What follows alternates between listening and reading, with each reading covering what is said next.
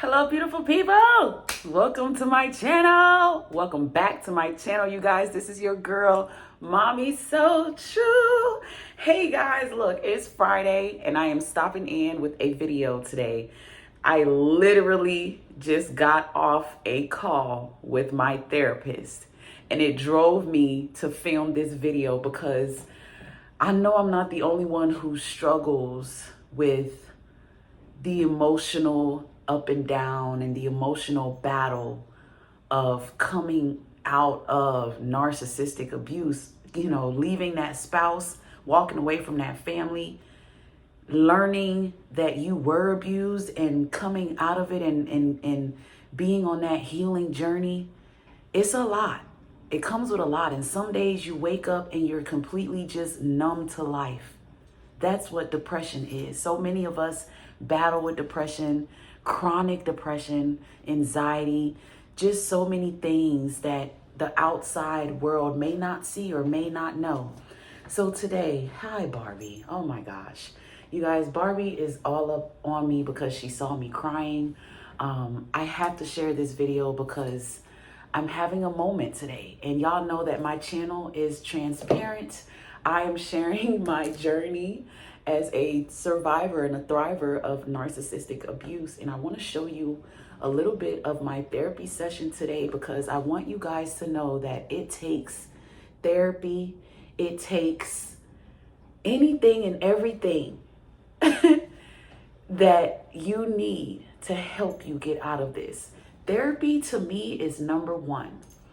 Therapy, Barbie, therapy to me is number one in coming out of this. You need to talk to someone who is going to provide you the space to be open and vulnerable, and they are going to validate you, talk to you, hear you, listen to you, and confirm to you that there is nothing wrong with you. Confirm to you that you were abused and that this was not your fault. And sometimes on this journey, we need a little bit of that. You guys, I know I am Mommy So True, and I am here for you guys all the time, but Mommy So True needs someone too. I'm human. A healer needs a healer too. So I just want to show y'all where what happens when I talk to my therapist and how sometimes that emotional breakdown is necessary, because just like so many of you, I've learned to bottle my feelings and hold my emotions inside. I've learned to just consume all my emotions inside. I used to cry myself to sleep as a child. So now, part of my healing, I have to deal with that inner child. I have to deal with those tears that I held in, and now I need to purge it all out. When I'm angry, I need to let myself feel the anger. When I'm sad, I need to let myself go through the sadness and cry it out. It feels so much better when you allow yourself to live, when you allow yourself to emotionally just let it out. Narcissistic abuse taught us to hold in pain. So many of us are empaths, and that's what we do best. We hold in pain. We don't talk about it. We don't deal with it. We just force ourselves to forgive, and we somehow forget it, put it in the back of our mind. And all we're doing is adding to the trauma, because that very thing you're forgetting, that very emotion you're trying to forget and put on a back burner, it comes out in your relationships. It comes out when you get triggered by people. So why not deal with the root of it all? You guys, this video is me really telling you the phases of healing. This is my perspective. Healing has been these three things. Healing has been accepting that it happened, seeing it for what it is, accepting the reality that it happened, accepting that it was not you, it was them. You're not the problem. You are not the at-fault party. You were the victim, because we're healing, we're survivors, we're thrivers. We're not accepting that victim word. We're not victims anymore. We were, and we have to accept that we were. We have to accept that they were hurting us. They were mistreating us. They were abusing us. Domestic violence is not just physical. Emotional abuse is domestic violence. So many of you are bruised from head to toe from being emotionally abused from childhood through adulthood. Bruised. Black eyes. Bruised. You got punches in the face. You've been spat in the face so many times. So the number one step, accepting it. Accepting it, and stop putting the blame on yourself by accepting it and accepting that they are the problem. They are the blamer. They are the abusers. Number two, you need to grieve it and mourn it. This is why I'm talking about being emotionally available for yourself and letting the emotions come out. You're grieving that they've hurt you. You're grieving that you were abused. You're grieving that you've had to cut them off. Cutting off your own family, that's painful. Cutting off someone you married that you were in love with, that's painful. So you have to grieve it. You have to mourn that you have dead the entire situation. You've dead the people. You're treating them like they're dead now, mentally.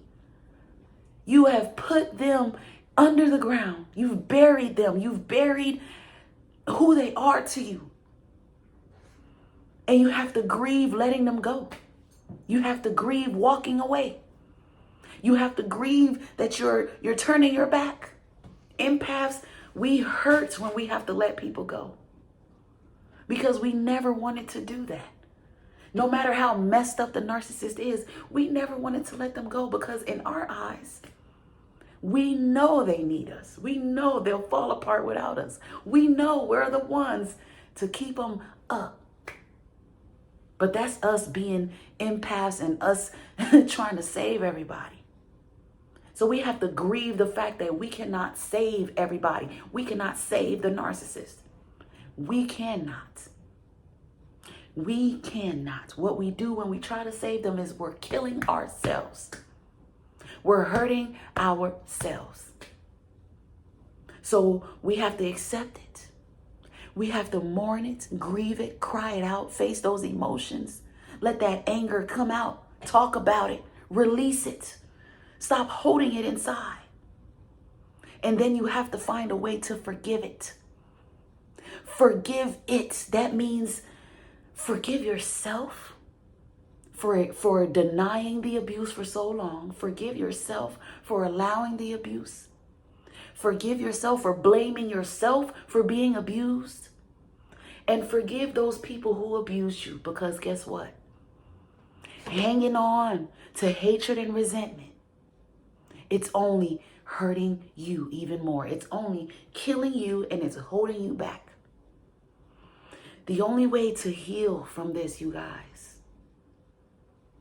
is to accept it, grieve and mourn it, and forgive it. You may never forget it, but by forgiving it, you release yourself, you free yourself so that you can move on with your life. You forgive it because you understand that this was not something you caused. You forgive it because you understand you're dealing with some really sick individuals and it ain't shit you can do for them. It ain't nothing you can do for them or about it, but accept it for what it is, mourn it, and move the hell on with your life. You guys, I'm just going to show you a quick glimpse of my therapy session because I just want you to see that you're not alone. I want you to understand that therapy is beneficial. Life coaching is beneficial. I have my own life coaches that I talk to sometimes. Sometimes I need to contact my own peers who are coaches and let things out. Let them give me space to let things out. It helps me. And that's why I'm here to you guys as a life coach, to give you the space to let it out, to give you the space to learn to let it go, to give you the space to learn to accept those feelings for what they are. Let them come out of you so you can move on. You guys, we're thrivers, we're survivors, and we have to do the work that it takes to be that. It's so hard, but it's so doable. I love y'all. Thank y'all for letting me be transparent every time I come and sit here and talk to you guys. But transparency is what it takes because I am living exactly what you guys are living. This is our reality. This is our reality. Allow yourself to heal. Allow yourself to get help. Allow yourself to talk to a life coach. Allow yourself to talk to a therapist. I'm telling you, it will save your life. It will change your life. It will help reframe your mind. I'm here, y'all, as a life coach. I'm here for you. The information is in the description box. Take a look at this session before you go. I'm not trying to trigger anybody. I'm really trying to help you. This ain't about triggering. This is about helping you see what it's going to take for you to break out of this. Don't be like me and be in depression for the rest of your life. Don't let anxiety attack you for the rest of your life. Don't let mood swings destroy you and your relationships for the rest of your life. You guys, I still seek therapy because I want to really overcome this for real. I want to really help myself correct my personality issues because the abuse messed you up too in a way that needs to be fixed so you can forgive and move on and thrive on. Until next time, you guys, this is Mommy So True. Check out this quick clip of me in session today. And we'll talk again next time, you guys. We have got to heal. We have got to keep it pushing. We have got to let our emotions out. We have got to deal with the root of the problem. I love you. Stay strong. Stay true. Whoever this video was for, I'm right here with you. I'm fighting with you, and I understand what you're going through. It's not the easiest road to be on. This is the road to recovery, and I am sharing my personal recovery journey with all of you because I want you to know you're not alone. I'm defensive and so alone and so hurt and couldn't even share it with anybody. Yeah, I held it in all the time. And by yourself. Yeah. And we're not here to be by ourselves. We're here to share life, to share emotions, to share in community. So I'm grateful that you're sharing it with me, that you're giving yourself a chance to not to be with this alone anymore. Yeah. You just validate how you're feeling. Yeah. Because it's not power over your emotions. Also, I think it's good that you this is important. Like if she hasn't been able to know how this hurt, and she's completely changing the story to something that you wanted. This is good that you're feeling a lot of anger. So let's just give that space. You don't have to put that anger away.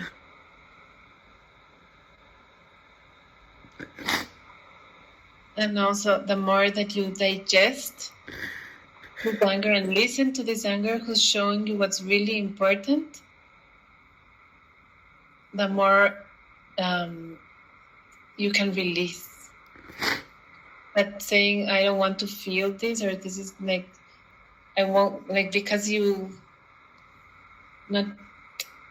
fact that you don't feel doesn't mean that she has power or not power over your emotions. The fact that you feel and that you feel a lot of anger and a lot of sadness and a lot of anything that's needed, this is important. This is you. This is what's alive. Yeah.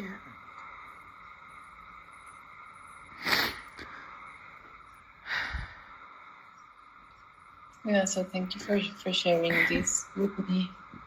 Thank you for giving me that space. Yeah. It feels very important to have space for all of that you learned to just stuck inside you for so many years. This is not okay. What happened to you? Yeah.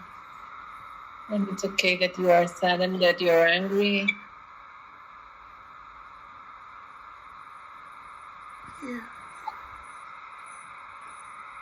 Yeah. Mm-hmm. That feels good. Yeah. Yeah, that feels good. Yes. I appreciate that.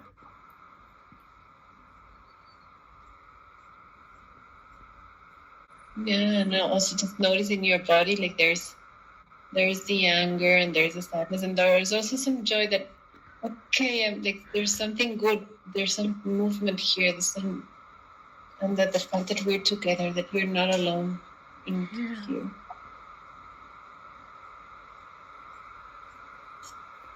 Yeah. And that, yeah, that we're very complex beings, and all of that is welcome. You're absolutely right. You are absolutely right. It feels good to be emotional. I've never allowed myself to be emotional.